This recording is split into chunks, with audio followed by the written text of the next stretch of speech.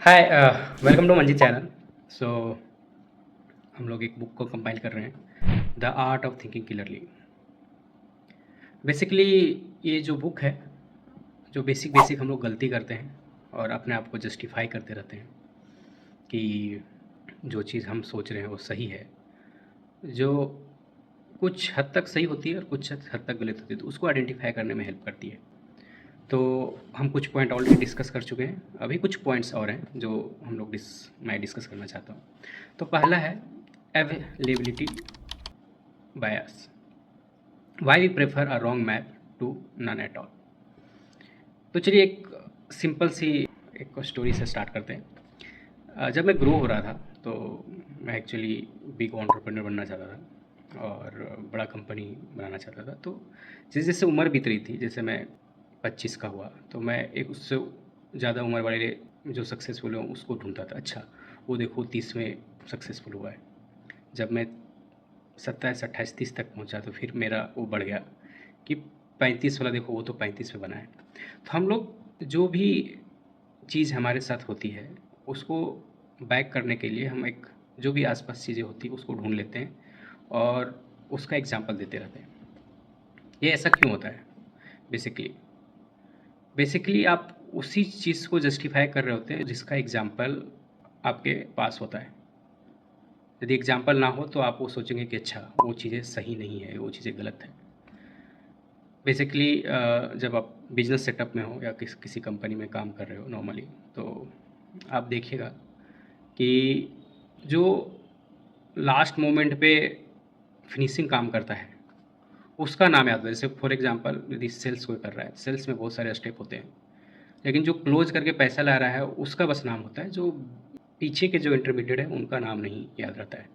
तो सारा जो हम लोग पर्क्स हैं, ज़्यादा ज़्यादा जो इसको वैल्यू हम लास्ट वाले बंदे को देते हैं। उसी तरह फुटबॉल्स में भी होता है कि जो गोल मारता है उसका नाम है, बाकी जो पीछे जितने भी लोग हैं उनका नाम नहीं होता है।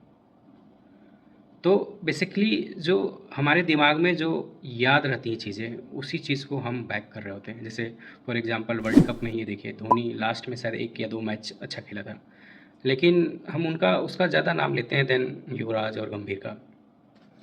तो ये एक चीज़ें होता थी, इसके इसकी वजह से हम लोग बहुत सारी गलतियाँ करते हैं। और ख़ास करके कंपनीज़ में कि हम लोग 1-2 की परफॉर्मर का नाम याद रखते हैं लेकिन उसको बैक करते हैं, बाकी जो रेस्ट वाले लोगों को भूल जाते हैं। So that's not true. इसको यदि दूर करना है तो बेसिकली आपको जो आपके से डिफरेंट व्यू रखता है, जिसका एक्सपीरियंस थोड़ा डिफरेंट है, उनके साथ टाइम बिताना पड़ेगा। तब आपका व्यूज़ आपको चेंज कर सकते हैं। अदरवाइज़ आप गलत चीज़ों को सही मान करके बैठे रहेंगे। दूसरा जो इसमें एक पॉइंट है, it will get worse before it gets better policy. What does it mean? Basically क्या होता है कि जब कोई अनएक्सपीरियंस बंदा आपके लाइफ में आता है ना, तो आपको पहले डरा देता है कि ये देखो कुछ गड़बड़ होने वाला है, तब जा कर के सही होगा। मेरे लाइफ में भी ऐसी हुई। जब मैं कंपनी चला रहा था तो एक लड़का आया और बहुत ही एक तरीके से कि अच्छा ऐसे कंपनी नहीं चलती है, ऐसे चलती है, ये सब चीज़ें चेंज करनी पड़ेगी, ऐसे काम करनी पड़ेगी। और बेसिकली चीज़ें वो आया मेरे कंपनी में और ऑलमोस्ट 2-3 मंथ में सारा चीज़ें हिला करके चला गया। जनरली यही होता है, हम लोग दिमाग में बैठा हुआ है कि कोई चीज़ तभी अच्छा होगा जब हम पेन से गुजरेंगे। ये ज़रूरी नहीं है। जब एक्सपीरियंस बंदों के साथ जाते हैं जो सही में चीज़ें जानते हैं, वो आपको एक छोटा सा चीज़ें चेंज करेंगे और वो चीज़ें सही हो जाएगा। हम लोग जनरली आप एक्सपीरियंस किए होंगे, कभी कभी हम लोग ऐसे लोग से पाला पड़ता है, बहुत सारा चीज़ें मतलब आपको पेनफुल जर्नी से गुजारते हैं।